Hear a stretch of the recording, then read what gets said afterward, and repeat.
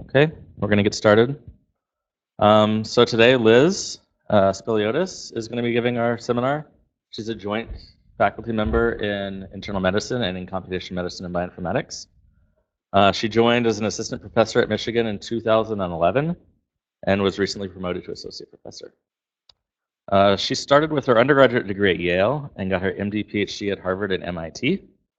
She did an internship, residency, and fellowship at MGH, postdoc at the Broad Institute, and she's been the recipient of many local and national awards, including the Jerome Kahn Award for Best Research in Internal Medicine and the Dean's Award for Basic Science recently, as well as being elected to ASCI, getting the Doris Duke Career Development Award, and is the recipient of 2 R01s. And today she's going to tell us about our work on genetics of human obesity and non-alcoholic fatty liver disease. Great. Thank you. So thanks to Alan and the department for inviting me here to tell you a little bit about our work, and hopefully, we'll excite you about this as much as we're excited about this. So just to give you guys a brief sort of introduction into the diseases that I study. So the first disease that I study is obesity, and as many of you know, obesity is really becoming a global health epidemic. In the United States, more than 66% of individuals are overweight and 33% are frankly obese. There's over 1 billion people worldwide that are obese, and 17% of the healthcare costs in the U.S. goes to treating obesity and its complications. And unfortunately, there are few effective treatments for obesity, as you and others probably well know. And in part, this is because we have a very poor understanding of what causes it. And therefore, it makes obesity one of the biggest unmet medical needs of our time. And concomitant with this increase in obesity, medically, we're seeing an increase in diabetes, dyslipidemia, hypertension, heart disease, and something else that I'll talk about as a gastroenterologist, which is non-alcoholic fatty liver disease. But very interestingly, not all obese individuals develop these complications. And when they do develop complications, different people develop different ones. However, right now, if you go to a doctor and you're obese, they're going to tell you that you're at risk of all of the things that I just showed you. And essentially, we tell them the same recommendations. Lose weight, you're going to get diabetes, you're going to have heart disease, this is all going to be really bad for you. But really, that's not actually true. And so this is very much leading to high human and medical costs.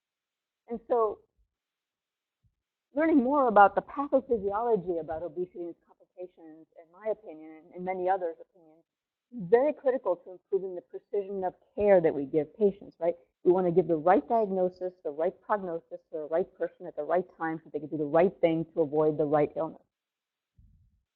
So the other very interesting thing about fat is distributed very differently in your body. So some people, as they gain weight, deposit fat under their skin subcutaneously.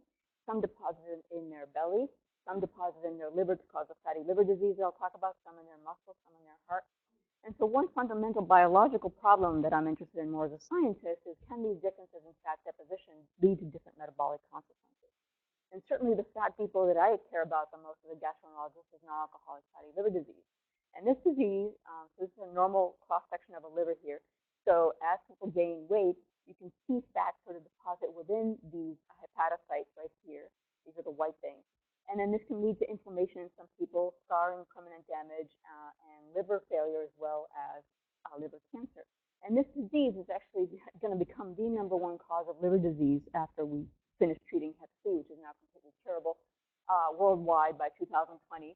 And again, just like obesity, we have no effective medical treatments for this, making it, again, one of the biggest unmet medical needs of our time.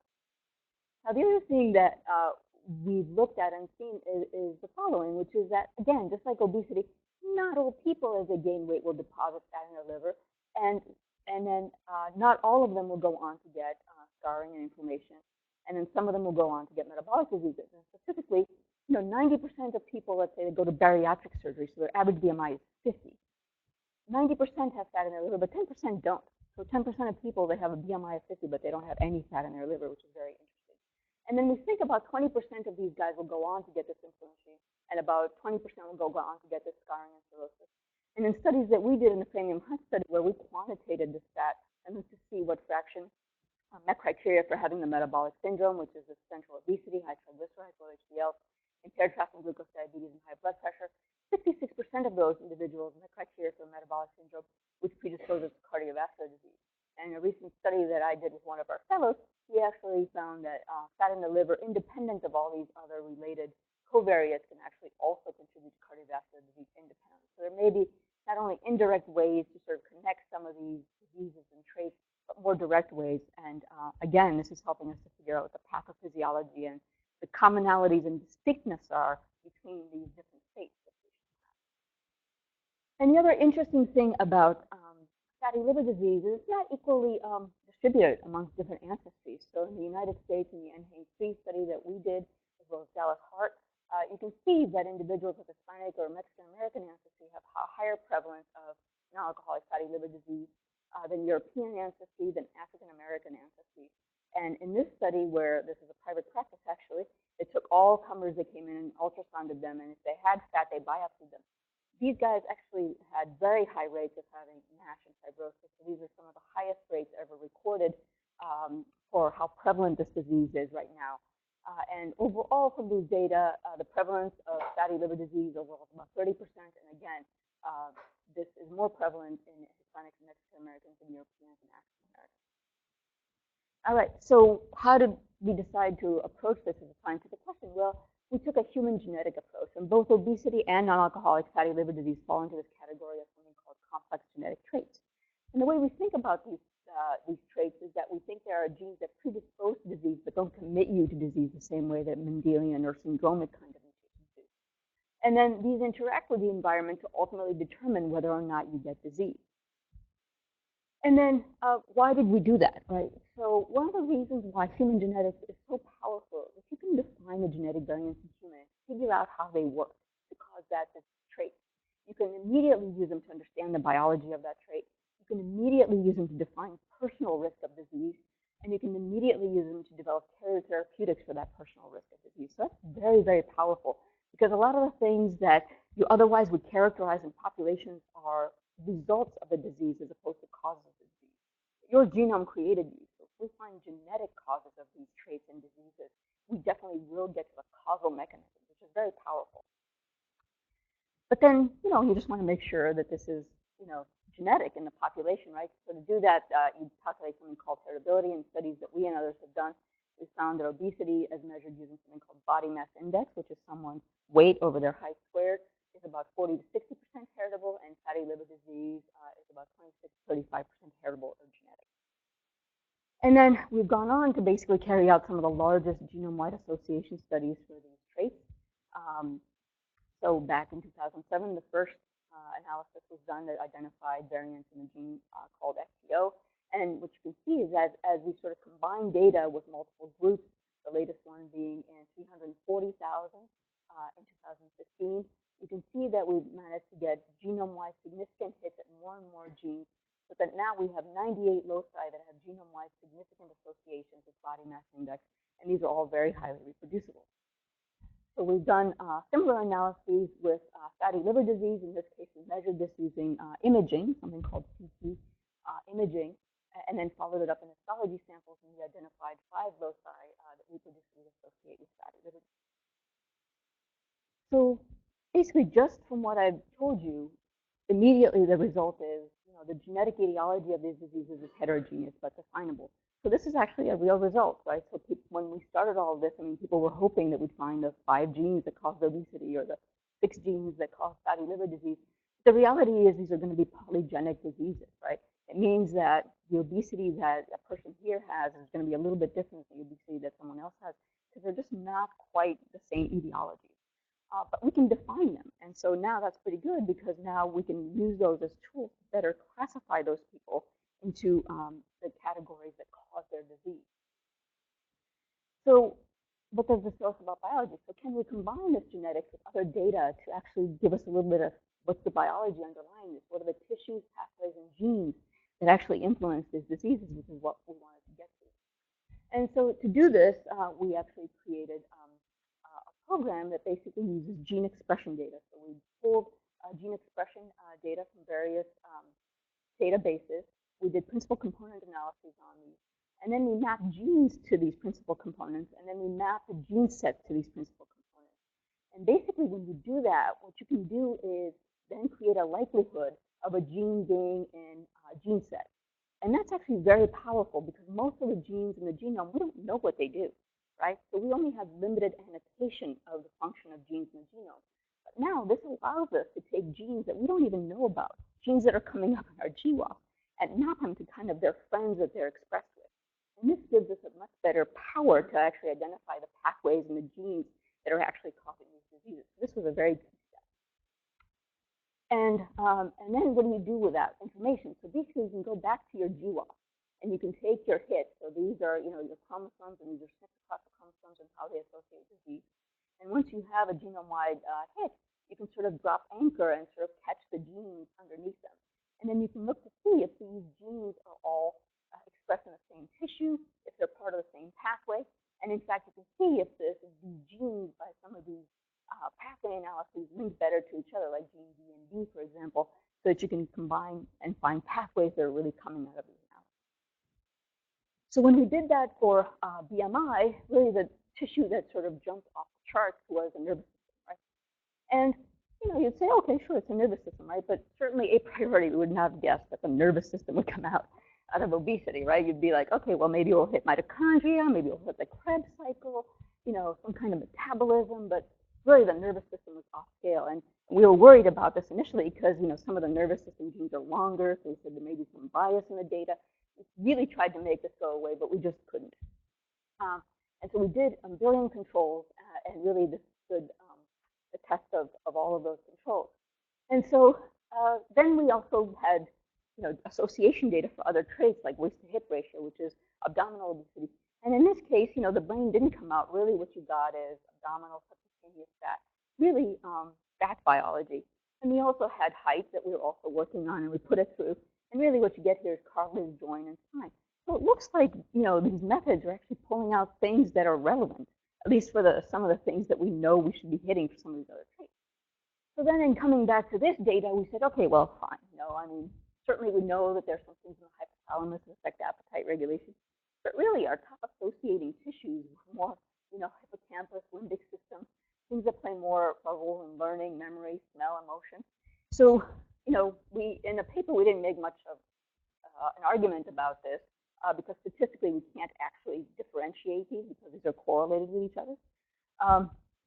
But some of the things that people have said sort of in retrospect after we presented this data as well, could you be hitting things like behavior, addiction, other things that may be related to development of this phenotype? And the answer is maybe. But we could also be hitting, sensation, other things in here. But one thing we're not hitting is pure behavior. So, one of the things that for a long time has been proposed is that, obesity is just a behavioral problem, right? It's your problem. It's not really biological. It's just you just learned a bad behavior. But certainly, if you just learned a bad behavior, I could not map it to the nervous system, right? This is definitely biological, and this is biological predisposition to develop obesity. So that does lie in your nervous system. We're very excited about this. We'll see what this turns out to be. It'll definitely be novel biology and very interesting for future studies. So then we wanted to get a sense of, well, that's great, but what kind of pathways are involved, right? So then we did a network analysis on this, and what kind of things came out. So certainly things like polyphagia, which is overeating, came out, so that was good.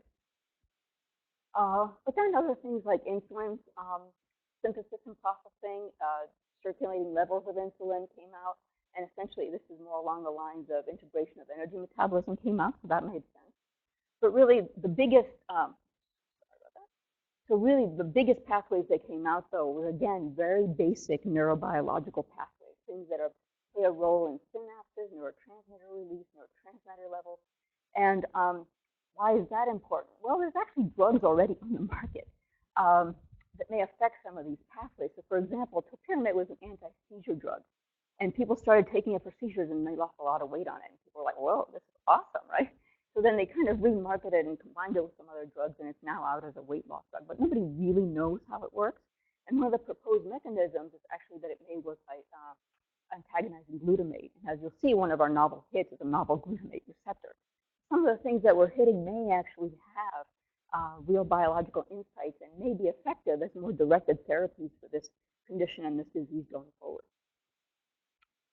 So then we also wanted to use this data to sort of, give postdocs our best guess as to what are the likely genes that are involved in these processes. So if you want to do some functional studies, you can go after them.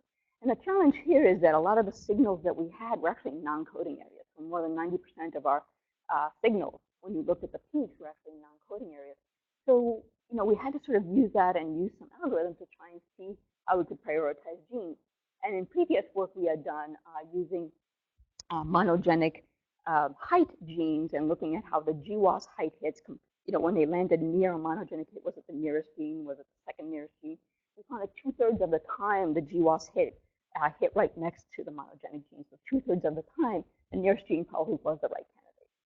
And so you would prioritize the nearest gene in these algorithms. We prioritize variants in these peaks that were obviously missense or nonsense variants in genes, if they affected copy number or if they had a specific GTL, which means they affected the expression of a nearby gene. We prioritize genes if they were in the same networks and depict. We prioritize genes that were in the same sort of literature connection space using something called GRAIL. And we prioritize genes if they already had a known connection with model organisms to obesity, metabolic disease, or energy expenditure. And from that, we basically came up with our little all-star list of, the likely genes that we thought were likely to be causal in these regions. So the first set of genes are genes that have already been found to play a role in monogenic obesity in humans, right? So these are genes that, when they get hit hard, individuals that have these have a very early onset obesity phenotype. So that's good. I mean, basically, these should be coming out. And we are hitting them also now for population obesity, which is like me and you, basically, as being affected. So that's almost like a positive control. But then we also hit a lot of genes that, from what is sort of known about them, that play a role in energy homeostasis. Probably one of the newer, more interesting ones of these is something called TLR4. So this is something in your gut that helps sense your microbiome. Why is that important? Well, there's actually some very nice studies showing that the microbiome of obese people differs from that of lean people, and that you can transfer sort of leanness and obeseness by transferring that microbiome to other people, but people don't know how that happens.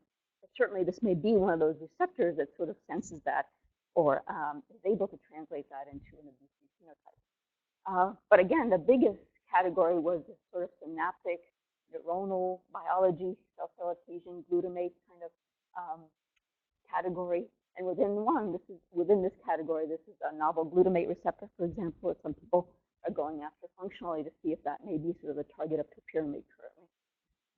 And then we also hit genes that play a role in insulin secretion, insulin resistance, lipid and cholesterol, and adipogenesis. So overall, this is a whole bunch of new genes, or at least some of the genes that we have some idea how they work and how they may connect to obesity. But as you might have realized, that's actually a very small list of genes. And the majority of the other hits that we have, really, we have no idea how they function on obesity. So this is really novel biology, which again tells you that we really don't know much about this process that we're suffering from. And really, with further research, we are most definitely going to gain new insights into the heterogeneous pathophysiology of obesity. Okay, so what can the genetics tell us about the underlying biology of fatty liver disease? Okay, so in this case, I told you that we did this study by starting off and looking at CT measured fatty liver. So this makes the liver, which is right here, darker than normal liver. And then we followed it up in histology. And we got hits near these genes.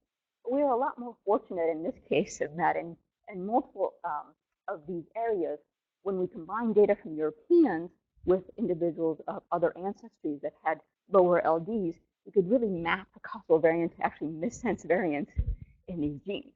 So in 3 of these genes, TMPLA3, GCKR, and TM6, we actually had missense variants in these genes that were likely the causal variant.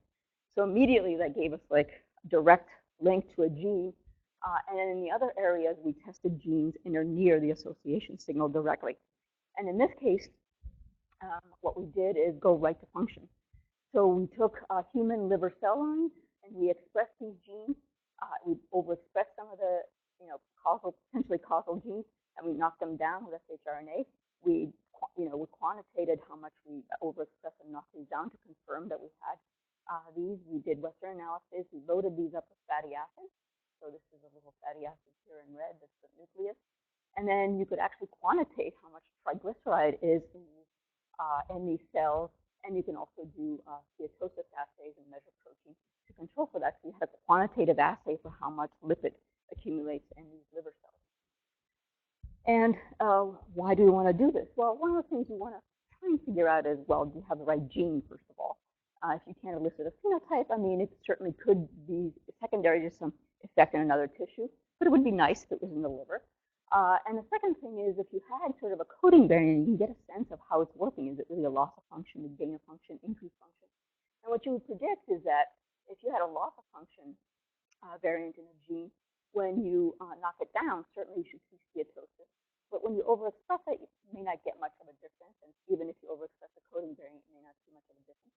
If you had an increased function in that gene causing your fatty liver phenotype, when you overexpress the wild type and the mutant, you should see steatosis.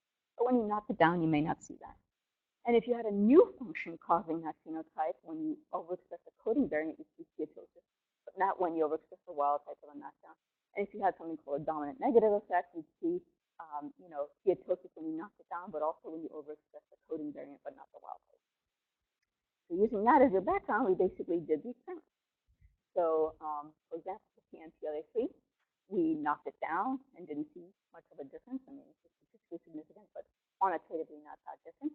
But then when we overexpressed wild type or the I148M missense variant, we got very large increases in the amount of triglycerides in these cells.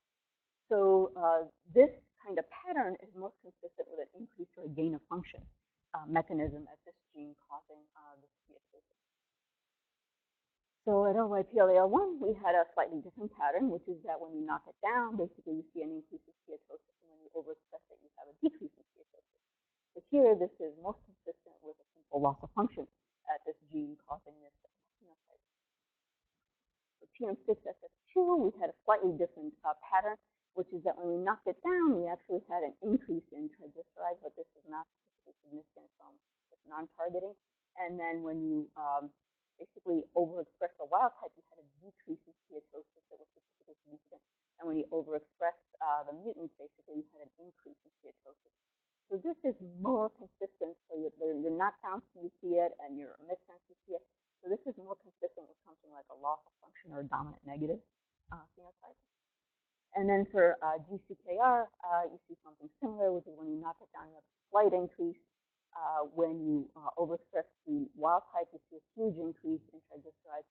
And then when you put in the missense variant, you have a decrease in that. So this is, again, more consistent with this probably being a loss of function or maybe a dominant negative if you overexpress the wild type with some part of some cluster of genes or proteins.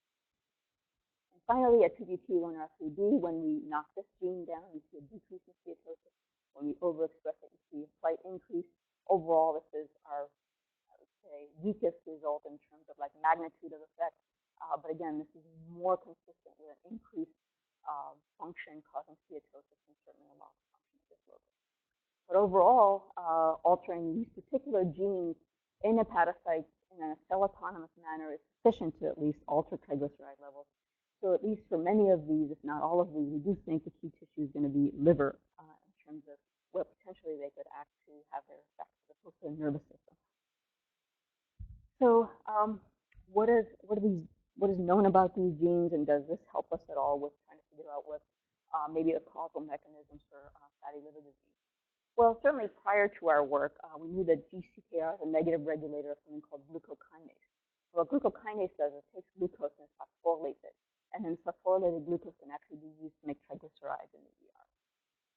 And so mutations in GCKR basically allow this pathway to just go on all the time. And in fact, that is our proposed mechanism of how this works, and we're testing that out right now in those cell lines by doing lipidomics, by doing other gene expression profiling to really test this mechanism and see if that's actually how this works. Now, PGT1R3B is part of a complex of proteins that plays a role in glycogen breakdown. And so here the mechanism that we're testing is whether loss of PGT or overexpression here of PGT1R3B drives glycogen more towards phosphorylated glucose that again drives it into triglycerides. So here the mechanism we found is more an increased function causing this. So that's the mechanism that we're testing in those cell lines. Now, really, there's nothing known about PNPLA3 or transmembrane protein 6, right?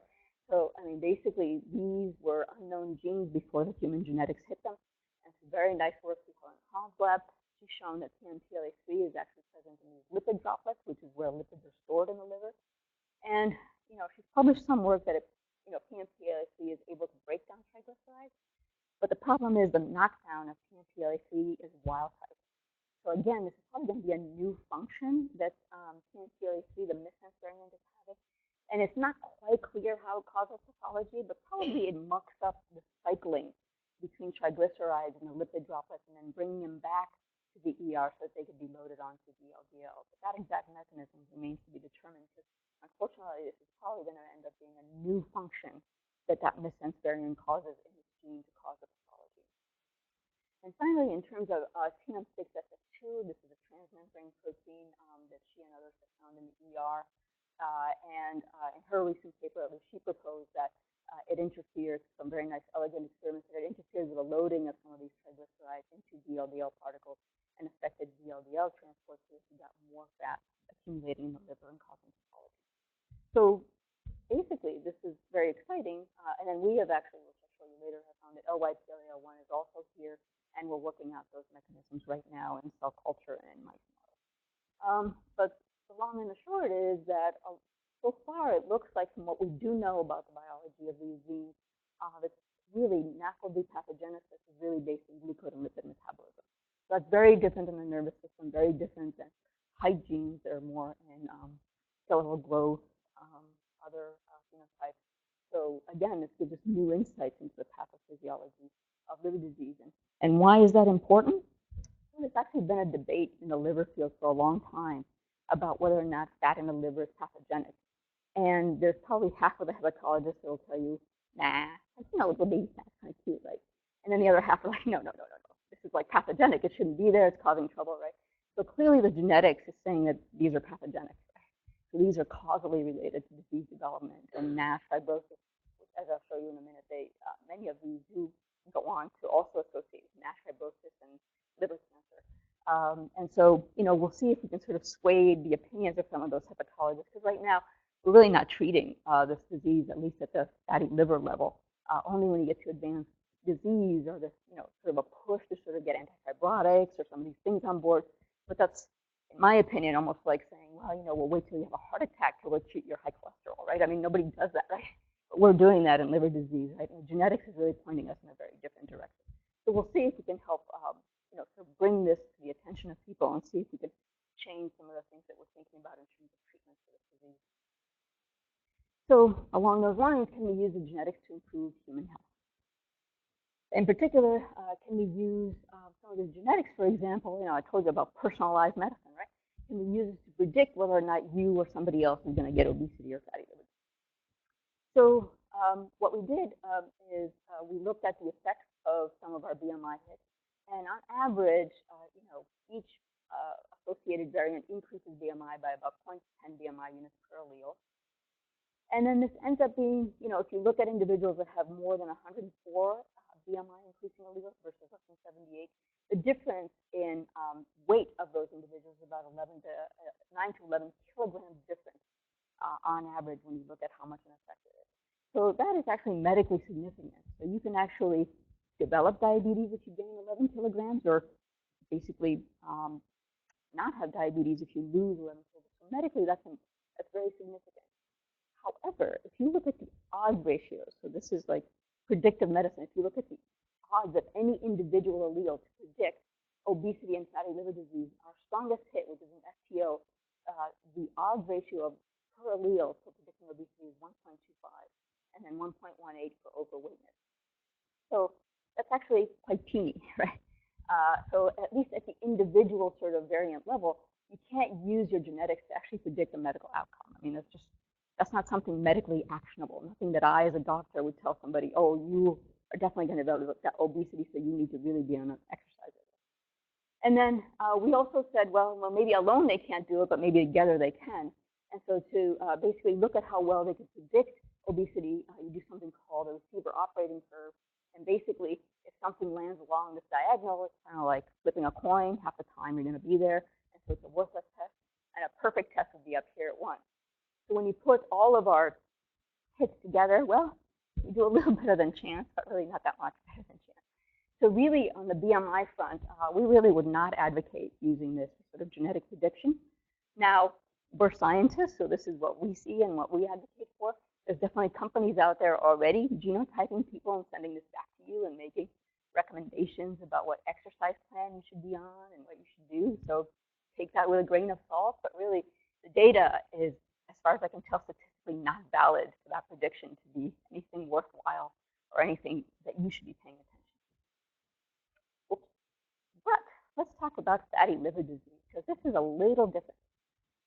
So for fatty liver disease, the 5 loci that we identified actually explain a lot of the heritability of this trait.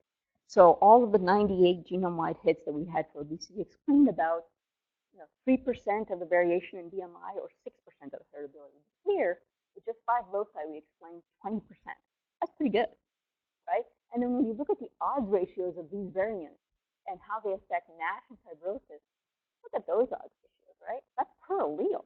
You double these, right? So these are, pretty actionable odds ratios just by themselves, right? And then you ask yourself, like, well, when would you want to use genetics, right? Well, for BMI, it's actually kind of like, I don't know, do you really need to sort of, need a genetic test to tell if somebody's obese or not? You just kind of look at them, right? But for fatty liver, you really don't know, right? Your liver's inside of you. Most people don't know that they have fatty liver. So it's not going to be totally obvious whether or not they have this disease or not. So again, that's a favor on the side of testing them genetically. And then the other thing is that this actually wasn't a disease until about 10 years ago. So before that, people had fat in their liver. So fat in their liver can actually get there through alcohol use as well as non-alcoholic fatty liver disease. So for a long time, people said, oh, they say they don't drink, but they probably drink, and it's probably alcoholic liver disease. And guess what? Alcoholic liver disease has a huge social stigma. So basically, even if somebody in your family did have liver disease, and even if they were told that there was fat in their liver, and they may be hiding that because that had a stigma, and alcoholism has a stigma, and quite frankly, they may not even know that. So basically, your personal knowledge of the disease is poor. Your family history is generally poor for this disease, which again makes it even better as something that you can test objectively for having this. And then even if you put just PNP-LAC into models that already include metabolic syndrome, diabetes, fasting insulin, AST, they're already significant in the model. So as we get more and more of these genes, they are definitely going to be significant in predictive models of whether you have the disease. So really, I think we're a lot closer to using this genetic data for risk stratification of individuals in the future than we are of using our BMI hit. So I'll show you how we can do that. So then, can we also use the genetics to help explain population differences in diseases? So I mentioned to you that prevalence-wise, fatty liver disease is seen more in Hispanics than Europeans and Africans. And in fact, we looked at the frequency of these alleles in these different populations, and then we combined the variants explained across these populations and used 5 genes by themselves. And the variance explained by these 5 genes is higher, just by the genetics in individuals of Hispanic and European and African ancestry. And in fact, the genetics actually explains more than 70% of the variation across these groups.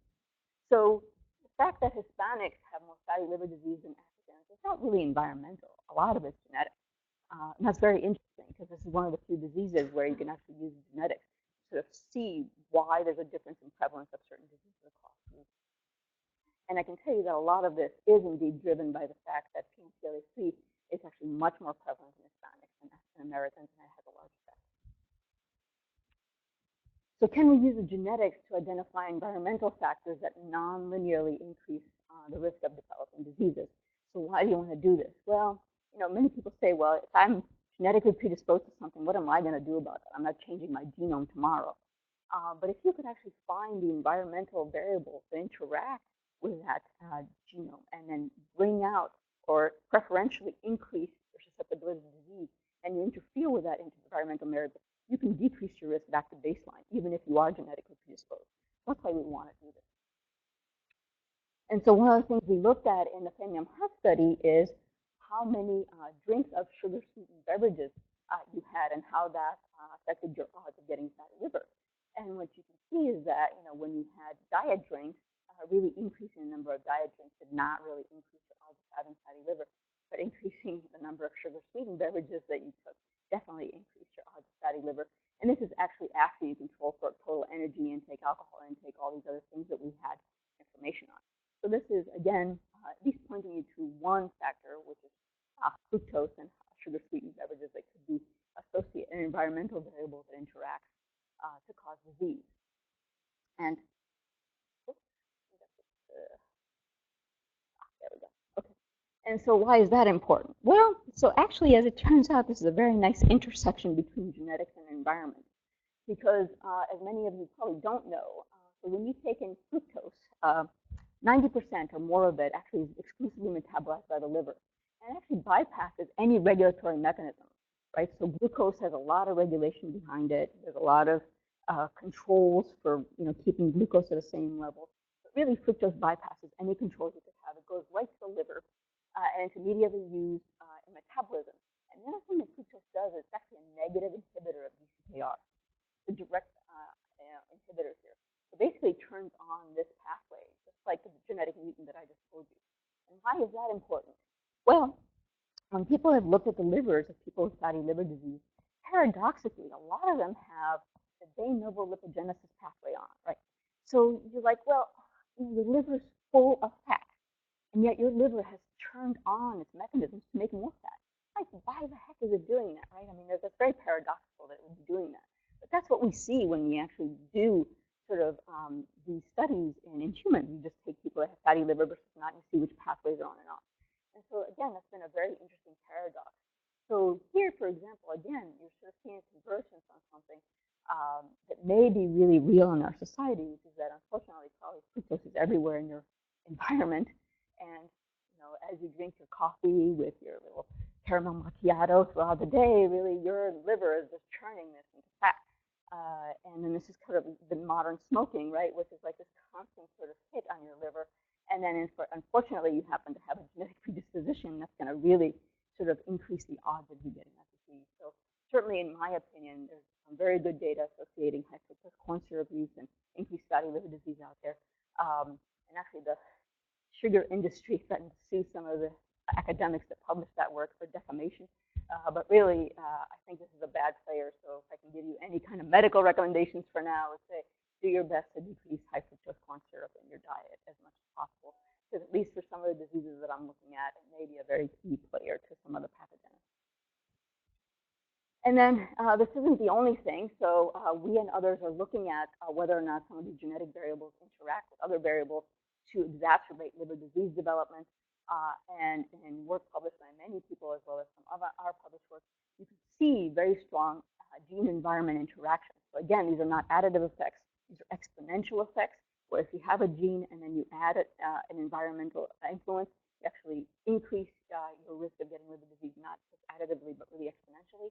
And these include interactions with basically measures of obesity, abdominal fat, alcohol use, hepatitis, liver iron, sugars in your diet, carbohydrates in your diet, omega-6 and omega-3 fatty acids, and insulin resistance. And basically all of these interact with the bad allele at this locus to exacerbate liver disease development. And this includes not only NASH fibrosis that I told you about, but really liver cancer. So your odds ratio per allele goes up as well. So it's not all bad news, however. So there are also some small studies, and we'll see how well we can reproduce that, even if you're at risk, when you lose a certain amount of weight. So for example, if you take the people that have this allele and they lose 3.1 kilograms, and the people that are wild type and they lose 2.1 kilograms, the guys that are actually at risk lose more fat in their liver than the guys that don't. So potentially by modulating that environmental variable, you may actually have a preferentially better effect if you're already at risk. That's very exciting, right? Because this is exactly what we want to be. We want to find the environmental variable that's going to precipitate disease in you and stop it, right? And then, as I told you, this is a gain-of-function mutation, we think. And so this is a novel mutation. When you knock this out in mice, they're actually happy-go-lucky little mice. Right? So, if there's ever a time that we may want to go in and just wipe this out in humans, this might be a pretty good candidate, right? It's a new function. As far as we can tell, it's doing nothing good. Potentially, if you knock it out, you won't do anything bad. And so potentially this may be a good target for medical targeting. And certainly I think we're closest to making recommendations by genotype for this gene than we are for anything else. However, the situation gets much trickier at other loci. So for example, at TM6S2, we showed that the T variant at this allele increases steatosis. It increases the risk of NASH fibrosis. Others have shown that it also increases the risk of hepatocellular carcinoma. However, the other allele, or I should say the T allele, is actually protective against heart disease. It lowers your LDL and triglycerides, right? So that's a little bit trickier, right? So basically the idea here is that if you have the T allele, you have problems excreting VLDL, it stays in your liver and causes liver disease. But on the other hand, if you have the C allele, which most of us probably do, your fat can get out of your liver, but then whoop, it deposits in your arteries, and then you get heart disease, right?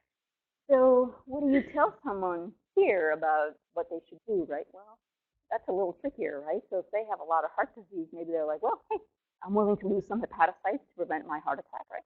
On the other hand, if liver disease is running in their family, they're like, get it out of there, send it somewhere else, right? So it's definitely not nearly as clear what we should be telling people if we find that they have one allele or the other allele at this locus, right? So here, I think we're not quite there about whether or not we can use this for genetic recommendations or recommendations by genotype going forward. So what does this mean? So I think genotype-specific recommendations and treatments are getting close to PNPLAC, but the other ones I think will await further research. We're just not quite there yet. So what else did we see? So another very interesting thing we saw is that when we looked at the variants that increase steatosis or fat in the liver, I told you these 5 increase that. But then we looked to see if they affect NASH and fibrosis, and 4, but not all of them, increase NASH and fibrosis. And then we looked to see whether or not they affected serum low LDL, HDL, triglycerides, whether they affected fasting glucose, insulin resistance. And epidemiologically, you expect fatty liver to be associated with increased LDL, increased triglycerides, increased fasting glucose, and increased insulin resistance and diabetes, and decreased HDL. And sometimes we saw those effects, but look at that. Sometimes you see what I just told you, which is the opposite effect. These are highly statistically significant, right? So these are real things. And in fact, when you look at these patterns across some of these genes, you say, hey, these couple of guys kind of look like each other. And then this kind of looks different. And these guys sort of look like each other either. So essentially, this may be defining sort of subtypes of that fatty liver disease that I told you about. And in fact, maybe some of these are defining pathways that we may be able to define in future sort of studies. And so along those lines, we said, well, okay, let's think about pathways in fatty liver disease. So what we did is we took and, to see if there was overlap in the pathways that affected lipid metabolism in fatty liver disease. So we took the variants that from genome-wide association studies are associated with serum triglycerides, HDL, LDL. We ran them through a program called Magenta, and what Magenta does is it basically gives each gene a p-value of association, the best p-value of association from triglycerides, HDL, LDL. And then once each gene has a p-value, you can run it through gene set enrichment analysis to see if there's gene sets that are enriched for association with these traits. And we got 58 gene sets out. And then you can basically recalculate the p-value of associations at all of those genes now using your fatty liver GWAS and see if any of these pathways overlap when you sort of recalculate those p-values using fatty liver. And when you do that, basically 3 gene sets came out. And this was initially in our study of Europeans. And at the time, we didn't have a lot of other replication samples. We had about 3,000 African ancestry samples for replication. And again, these were fewer samples. Africans had less fatty liver, so it wasn't clear we were going to have enough power. But actually, we replicated this in individuals of African ancestry for the FXR, RXR pathway. And then, we were paranoid that we should be controlled in case maybe this pathway is just very promiscuous. Maybe when you put in any GWAS, right? So when you put in that second step, BMI, waist to hip ratio, diastolic or systolic blood pressure, you really don't see an association. So really, that association is specific for lipid and fatty liver disease. And then we also looked to see, well, what are the genes that are driving this commonality, right? So these were genes like ApoB, that plays a role in VLDL formation, FXR is sort of a master regulator of other genes that play a role in gluconeogenesis, glucose, fatty acid transport and oxidation, fatty acid synthesis. We hit things that play a role in cholesterol metabolism, from ion transporters, as well as bile acid binding proteins. So why is that important? Well, as we were doing all this, it seems like probably the first real drug for fatty liver disease was reported. So basically, there were FXR agonists that were reported to be highly effective for the treatment of fatty liver disease. So again, this is very good proof in principle that genetics can identify really good targets for therapeutic intervention. However, guess what? So this drug actually increases your serum lipids. How surprising is that, right? So, again, it's a challenge in the field of how to get a good drug that has good on-target effects without causing side effects that aren't unwanted. And in fact, let's get to that right away, right? So when you look at some of these associations across these traits, not only can, first of all, genetics tell you good targets that you should go after if you want to treat fatty liver disease, but it can also tell you the side effects of going after those genes, right? So as I told you with TM6SF2, if you globally wipe this gene out, yeah, you're probably going to decrease fat in your liver, but guess what's going to happen, right? Your LDL is going to go up, your triglycerides are going to go up. So it probably wouldn't be my first choice for a target that you would want if you really didn't want to have other side effects. And so really, you can use this kind of genetic information to inform therapeutic drug development for trying to maximize sort of on-target effects and minimize off-target effects. And in fact, probably what genetics is telling us the most is our current drug treatment approach is probably not correct. Usually what people do is that they go after a target hard and wipe it out. And what this is telling us is that a lot of the times when you go after genes hard, they actually have multiple effects on multiple traits. And so you are going to get side effects, whether you like it or not. And really what genetics instead has done, and evolutionary over time, is that you sort of have slight alterations in the effects of these genes. And potentially, if you were to put them all together, you would have a very strong on-target effect if you just had drugs that sort of tickled them a little bit. But then look at that. Some of the off-target effects may actually balance out, right? So this is more of a homeopathic approach to sort of, maximizing on-target effects and minimizing off-target effects. I've proposed it to some drug companies. They think I'm nuts because it takes like $1 billion to get a drug to market. And so, but I think in the future, as we get more and more efficient at being able to target specific genes and specifically not knock them out completely, but really just tweak them up or down, and you can combine those kinds of things, I think we will be much better at sort of doing more personalized management of what your disease risk is without causing you harm by causing the other side effects that we then need to manage in the process. And then we see a very similar pattern, basically, when we look at obesity. So again, we took our 98 genome-wide significant hits for BMI, and increased BMI is associated with an increase in a lot of these other traits, such as coronary artery disease, fasting glucose, fasting insulin. So all these things, diabetes risk, all go up when you increase BMI. And a couple of things go down, things like age of menarche and HDL. And so for the most part, epidemiologically, you expect the increase in BMI allele to increase all of these traits and to decrease these traits. And for the most part, you see green down here. And for the most part, you see purple up there. And the gray means we just didn't have statistical power to call it one way or another. But then you also see these other exceptions right here, which are basically purple where there should be green and a green where there should be purple. So again, these are cases of where you see exceptions to genetics not matching the epidemiology. And so again, what this tells you is that genetics can dissociate epidemiologically related traits. And the reason why that's important is, again, I told you that not all obese people develop complications from obesity, and when they do, they develop different ones. So could some of this be in your genome? Probably yes. And now we're much better able to define that. And specifically, we did see an excess of associated signals that increase BMI affecting the other traits appropriately. So again, this is getting us to shared genetics that predispose people to not only increase obesity, but the other things that we see epidemiologically correlated with that.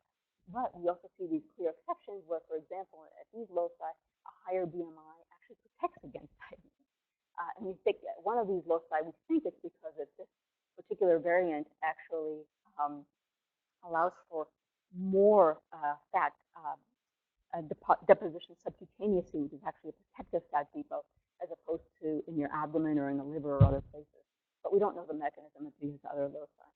And then you see the same kind of effect, for example, at the POM40 locus, where the higher BMI predisposing allele actually protects you against coronary artery disease. Again, we don't know the reason for that, but we see this. So we can use these basically. So again, we can use this as sort of novel ways where we can potentially treat even people that are obese to try and decrease their metabolic risk of developing complications in the future. So basically what I hope I've gotten across to you is that we have 5 loci for fatty liver disease and more than 150 for obesity at this point that are reproducible and genome-wide significant. These give us new insights into the heterogeneous etiology of these diseases. The pathways that are coming out for BMI, waist-to-hip ratio, fatty liver disease, are based on the nervous system, adipose biology, and liver lipid and glucose metabolism. So they're distinct biologies, which is exciting and not necessarily predicted a priori. And then I hope I've shown you how genetic epidemiology can help define novel disease genes and pathways, define disease subtypes, inform therapeutic development, risk stratify individuals, and identify environmental variables to mitigate their genetic risk. So where are we going with all this? Well, as I mentioned, our goal is to identify the causal genetic variants, the environmental triggers, define personal risk of disease and ways to mitigate that risk. And for BMI, power is power, and we get better resolution of our hits and everything with more power. So our current analyses are more than 800,000 individuals. For fatty liver disease, we have more than 20,000 individuals. In both of these cases, we've gone not only to individuals with European ancestry, but now diversified that into other ancestries as well to see the effects in other groups.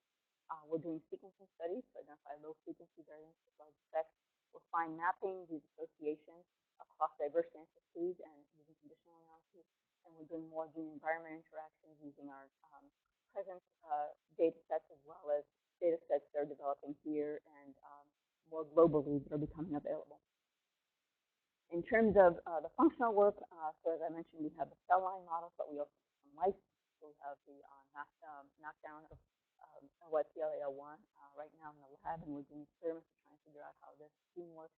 And then in these models, we're doing metabolome and proteomic analyses, RNA-seq, lipidomics, so biological experiments to sort of figure out what are things that are disturbed, and then hoping to take kind of what we find here and then look back to the patients to see if it's going to identify markers of some of these disease subtypes so that we can use to better classify them into their right risk category and potentially get to better biomarkers and treatments for these subtypes. So what I hope to leave you with then is that using these human genetic approaches, we're getting insights into the very essence of who we are and why we do things. A lot of us, medicine is doing an extremely good job of actually keeping us alive. So that now a lot of us are going to live into very advanced ages where, for the most part, we'll be suffering from our endogenous susceptibility to disease. These methods are defining that endogenous susceptibility and helping us to understand and treat it so that hopefully we can improve healthcare, the efficiency of healthcare delivery, and decrease the cost in the future. So with that, so this is highly collaborative work. So the work on fatty liver disease is done within the GOLD Consortium. The work with BMI is done within the GIANT Consortium. These are our sister consortia on lipids, diabetes, glucose traits, histology that contributed data to some of the things that I showed you. This was our working group for that BMI paper. So these are the first authors, and these are my co-last authors on that paper, and a lot of other people the same here at Michigan and elsewhere. Oh, no. One more slide.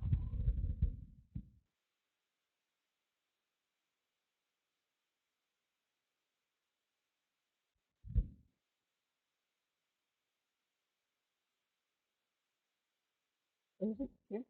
Oh, there we go.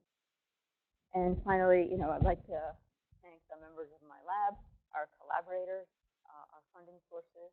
And here's our website if you want to figure out what we're doing. And we certainly have more projects and we have hands to do it and lots of funding. So if you're interested in all of this work, please come talk to me. We have lots of cool things that you can do and really get to the bottom of what's causing these diseases and help people treat them. Thank you.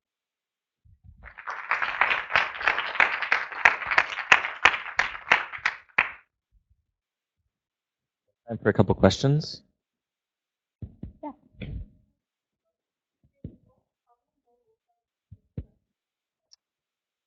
Yeah, so I mean, it's probably diminishing returns, right?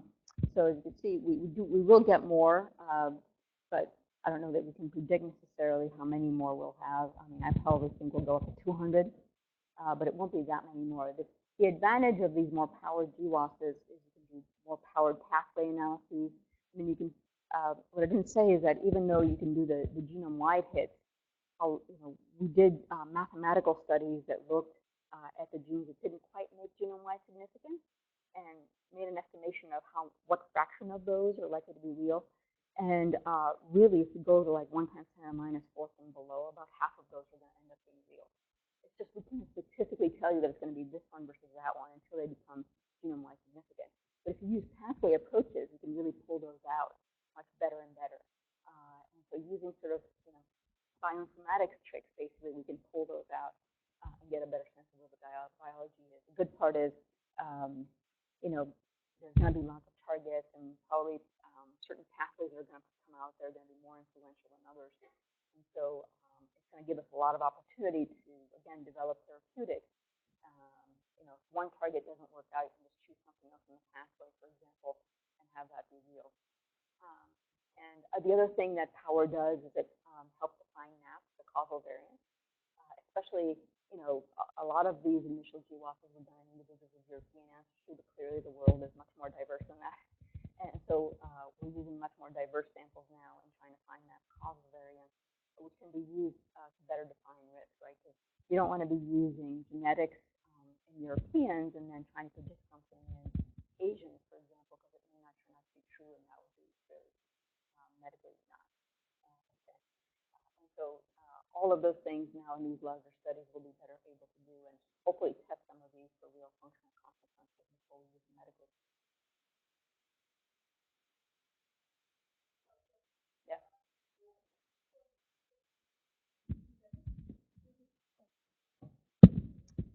In your co-expression analysis using DEPIT, at what developmental time point in the brain were the genes co-expressed? Were they co-expressed in the adult? Yeah, this was the adult.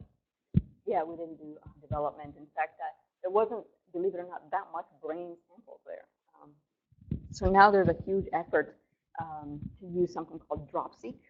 So what that is instead of searching brain, which is very coarse and grossly dissecting it into hippocampus or whatever, you can actually just get cells from the brain.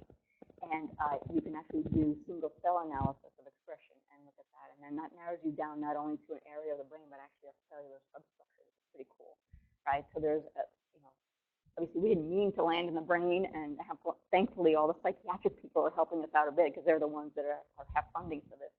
But there's a lot of money sort of going into neurobiology and genetics of neurobiology, and so that's what they're doing is they're sort of dissociating parts of the brain and doing DropSeq to figure out the gene expression. So we're going to have much finer resolution data for everything in DEPICT in the near future because they're going to be doing that for all the tissues, right?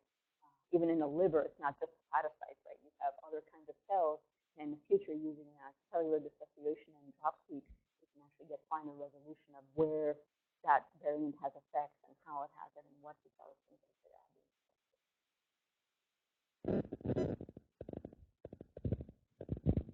So I have a question. So in your study of looking at the two different GWAS studies, so the fatty liver cohort, was that a subset of the BMI cohort? And if so, are you maybe losing some of the variants or genes that are associated with fatty liver disease to the BMI cohort because of the strong association with the two? Yeah, so you would think it's a strong association, right? Didn't I bring that up, right? They're correlated. As you gain weight, you get fat in the liver. But really, when you actually do the correlation, it's pretty poor. So the strongest correlation between fatty liver and any other trait is actually triglycerides, and that's about 0.25. So all these things that we sort of tell patients medically, I mean, we make it sound like it's a correlation of 1, but it's not even close to that, right? And so for fatty liver, we just we started off with a lot of population-based samples, and those just have height and weight measured. but a lot of those samples don't have CTs of the liver, which is what we used for fatty liver. So our initial sample for fatty liver was actually CT scans of the liver where you quantitate fat in the liver. So those are not necessarily a subset of each other or anything like that. I mean, some of the cohorts are used both for BMI and for fatty liver, but we didn't take like obese patients and then image them or anything. These are literally like healthy people like you and me, right, that are part of this study, and they just happen to do CT scans in the belly, and then I happen to quantify fat in their liver. So these are not people with a disease. They're not coming in ascertained for anything for the most part. It's just natural variation in normal, healthy, walking, talking people. And that's very important because if you did ascertain for something, you may throw off the patterns of association and the correlation structures. And so, especially as we get to, combining samples from multiple different places, if there's slight ascertainment bias in one or another, it may throw off kind of the data. You have to be very cognizant of that. Okay. Then no other questions. Let's thank Liz. And that's really great.